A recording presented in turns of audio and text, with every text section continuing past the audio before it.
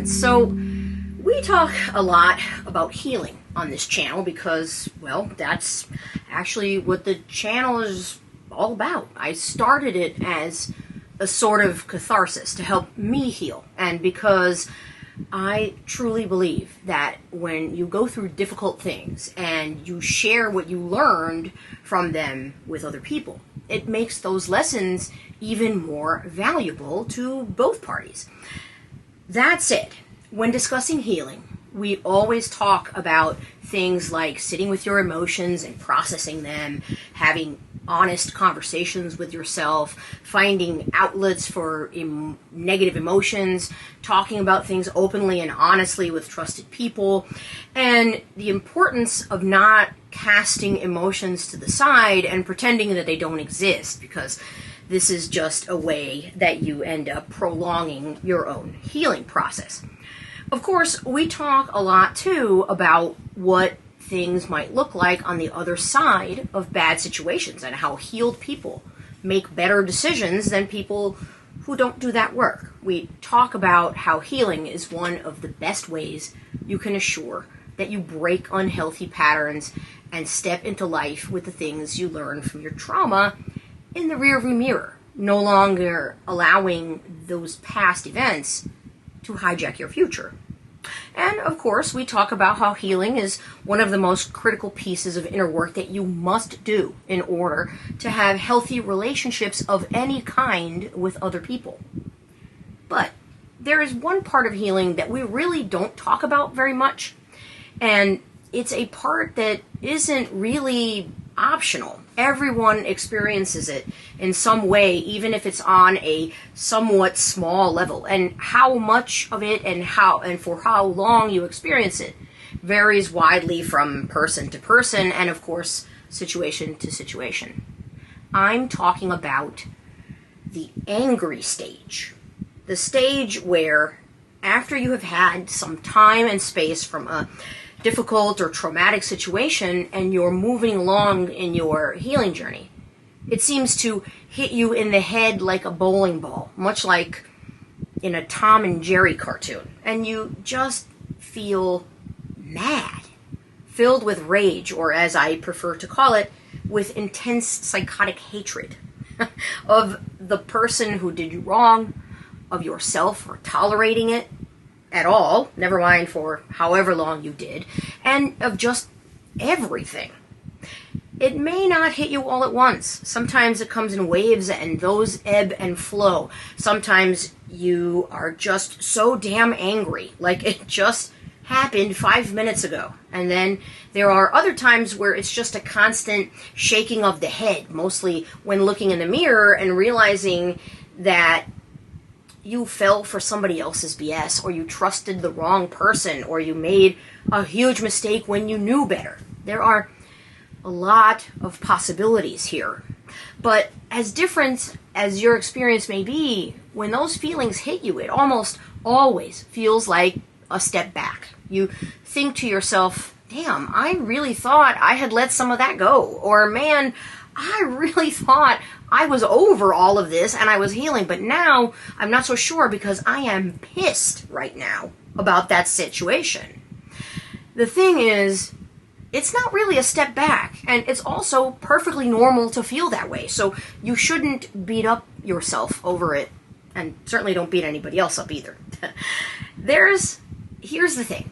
Much like grief, healing is never a linear process. There is no beginning or end. There's no goalposts per se. There's not a point where you say, oh, let me check my watch. Okay, let's see. I've closed one of my healing rings. Now I just need to go scream into the void for another 2 minutes, and I have met my goal for today. If only it was that easy. In this anger stage, you often have moments where you realize just how truly effed up something was when you think back on it without being in the throes of those emotions. Sometimes it takes saying it out loud to yourself or to somebody else to actually make you realize how bad it really was. It's funny how that works, isn't it? There are so many times when you think about something unpleasant that happened to you, and when it's not so much a raw nerve type of thing, You might downplay it in your mind a little bit. That's what so many of us do sometimes. We romanticize the past, often remembering it being so much better than it actually was. It's just how we're wired. As human beings, we tend to remember positive memories and the positive aspects of memories a lot more readily. And we use a bit of a filter on the negative stuff. It's an actual thing. It's called fading effect bias. And we're going to cover that in a podcast episode soon, since it's actually a really, really interesting part of human behavior. But anyway, we keep that filtered snapshot in our brains at the forefront. Think of it like a pinned post on your brain's personal Instagram. And sometimes when it's there long enough, we forget that there's more stuff outside of the frame, proverbially speaking. When we retell the event using words instead of an experience, it is not at all uncommon to realize, wow, okay, I forgot that even happened. That sounds so much more effed up than I realized back then. Time, space, and clarity gives you the gift of turning down the volume on emotion and turning up the volume on logic. We will talk about that on the podcast too. But getting back to the anger stage itself, it can be quite multifaceted. You feel angry because you realize just how much you actually tolerated. You're angry when you realize that you put up with it for so long and you feel like you wasted all of that time. You're angry because you were blinded by someone's charm or their words or whatever it was, and you feel foolish now for believing them or letting yourself get caught up in all of that. You feel like your intelligence was insulted because someone thought you were easy enough to fool or dumb enough that you wouldn't catch on to their true intentions. You can even feel disgusted with the person or people who disrespected you or wronged you. And sometimes you feel another emotion right along with that anger. Shame. Shame because you allowed them to get away with things. Shame because you didn't stand up for yourself. Shame because you let somebody get the best of you and you lowered your value by doing things like begging them to treat you right or stay with you or give you another chance, even when you weren't even the one who did anything wrong. Shame because you lowered your standards or you bent your own rules for that person and they still did you dirty anyway. Shame because you let them see your emotional unraveling and your angst and your pain. Of course feeling that way is going to make you mad. Why wouldn't it? That's a lot of vulnerability and raw emotion out there for somebody else to see. And you put it out there and they made you feel, for lack of a better word, stupid. I can't think of anyone in the world that enjoys being made to look stupid. I know I sure as hell don't. So, yeah, these are all a lot of heavy emotions and you have to work through them. But there is a silver lining, a pretty large one actually. When you enter that anger stage, it is actually a huge sign that the healing you've been doing, all that effort you've been putting in, it's working. You are starting to realize something that is really, really important in your healing journey. And that is that you deserved better. You didn't deserve to be mistreated or disrespected. You didn't deserve to be lied to. You didn't deserve to be taken advantage of or used. You didn't deserve any of that. You know you didn't. And that is truly the person who needs to understand that the most. Because everybody else can know it, but until you do, you're going to keep accepting less when people try to give that to you. Once you know your worth, and I mean really know it, you stop giving people discounts. You stop accepting mediocrity.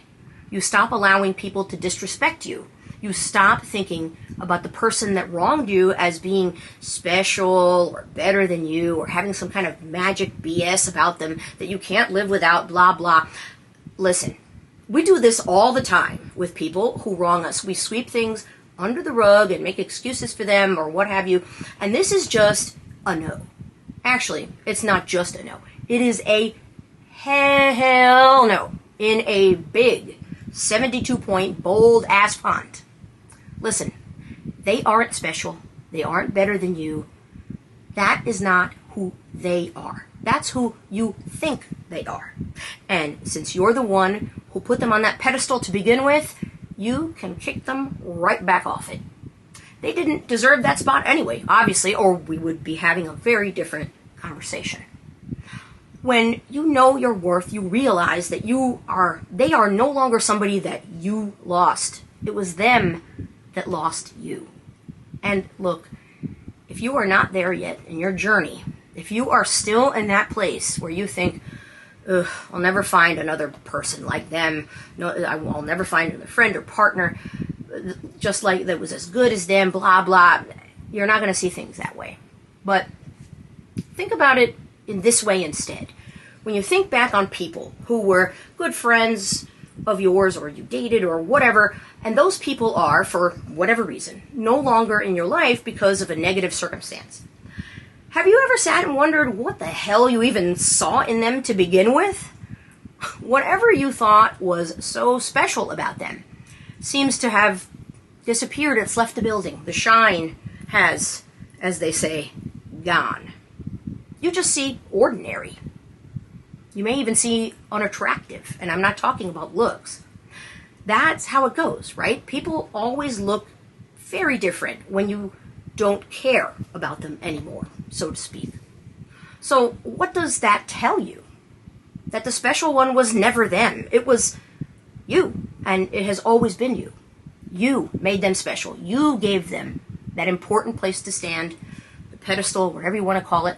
It was your energy, your effort, your love, your kindness. All of it was you. Because they sure as F weren't doing anything like that by treating you the way that they did. It tells you something else, too. It tells you that you have lost your emotional attachment to that person.